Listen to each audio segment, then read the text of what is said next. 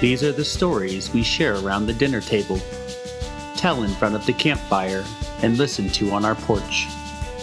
This is a place where tales are told and stories are heard. Grab your tea, your cocoa, your whiskey, your wine. Welcome to the Storyteller's Porch with your host, Jill Davis.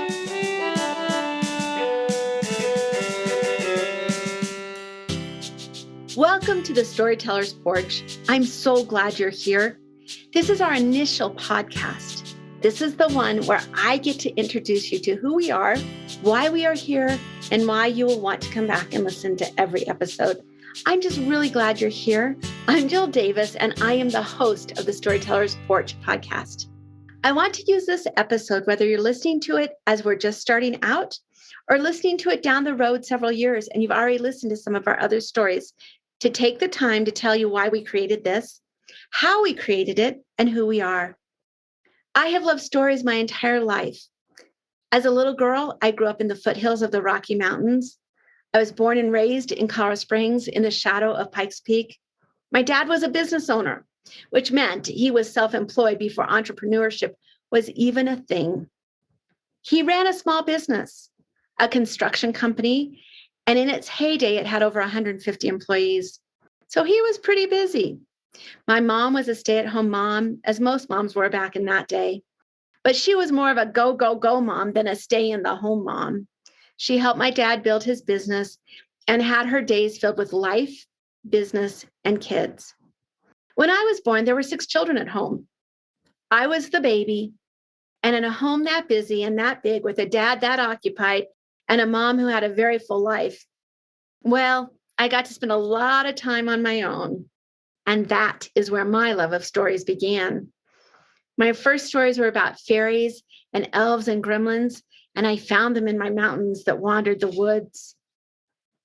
I followed the trails next to the Colorado streams where I could see history as it happened. Each time I saw the railroad tracks, I imagined that I was in a covered wagon crossing the trails. I grew up on Laura Ingalls Wilder, The Secret Garden, and the Chronicles of Narnia. Those stories shaped who I became. When I became an adult, I read stories to my children. I have 4 of them, Mark, David, Jacob, and Gracie.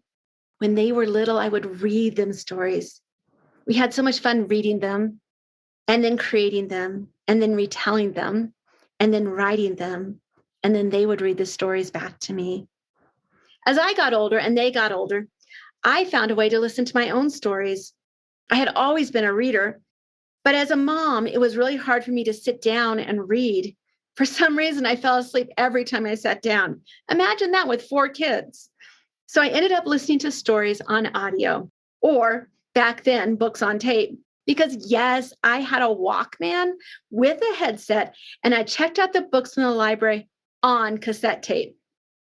As time went by and there became MP3 players and iPods and phones with computers, there was a thing called podcast. I got to listen to The Moth and This American Life, which are still 2 of my very favorite podcasts, and they and others helped inspire this podcast.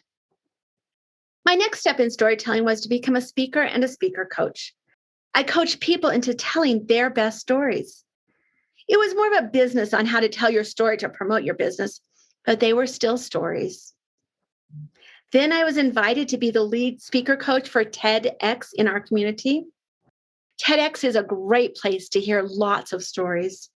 It stands for technology, entertainment, and design. And the X at the end means it's a local franchise. TEDx, ideas worth sharing. And as I listened to those ideas worth sharing, I realized each of those ideas started with a story, and without the story, there was no idea. I took a job selling homes for seniors. I was working for a company that had the concept of cooperative housing for seniors. I was privileged to get to sell those properties, not because of the properties, but because of the people I met. They were in their 60s, 70s, 80s, and 90s. And actually all of them were just so fascinating, and they had tales to tell. There were the 3 sisters who were born and raised right here in Colorado Springs, I thought I knew my hometown and its history, but to get to listen to their stories was a totally different perspective. One of our members was a retired deputy fire chief for our community. And oh my gosh, his stories, I could not get enough. He actually toured the underground part of Denver International Airport. You may have heard some of that lore and mythology. If not, check it out. He says there's no truth to it, but I'm not sure I believe him. I also got to hear the story of the first female professor at a Midwest university and her difficulties of being a feminist in that environment. I heard from another couple who married back in the 60s when interracial marriage was still illegal in most states. So for their honeymoon, they traveled to another state to get married where it was legal. That was during my lifetime. I was just a toddler, to be sure. But how could that still have been a thing? Life has not changed enough. So many stories. I realized during that time that if these stories were not told, they would be lost. My own parents had just passed away in their 90s. I grew up hearing some of their stories. They had grown up on the plains in the farmland in Kansas. And I heard a few of those stories, but not nearly enough. They were the stories that shaped my childhood as my parents were born during the Depression, grew up during that time in Kansas during the Dust Bowl.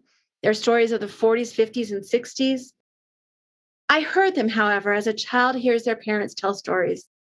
And oh, how I wish I had a podcast of that.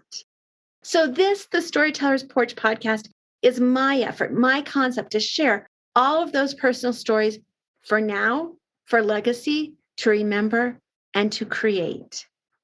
These are real stories about real people in real time. Because we're launching this podcast in 2021, everything is currently virtual. We originally planned to launch in 2020, and then life got odd. A coronavirus invaded our community, and the country shut down. I got COVID and went down for a couple months. One of my team members got COVID and went down for another few months, and life was just complicated. So here we are in 2021, finally launching.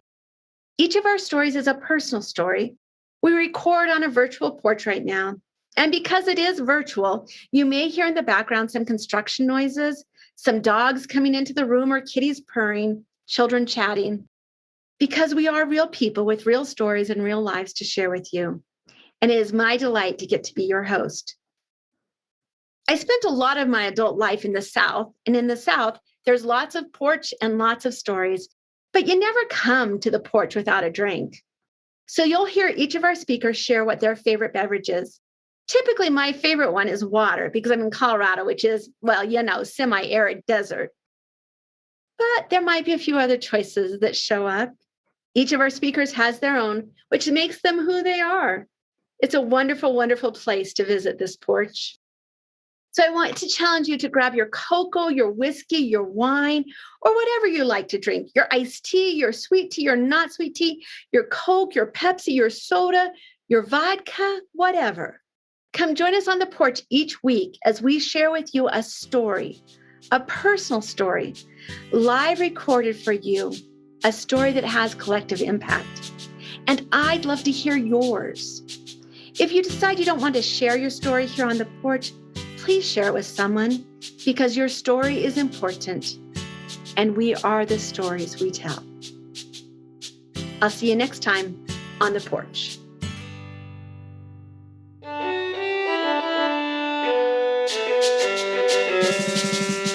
To learn more about our storytellers and our host, Jill Davis, you can find their bios and their social media links at thestorytellersporch.com.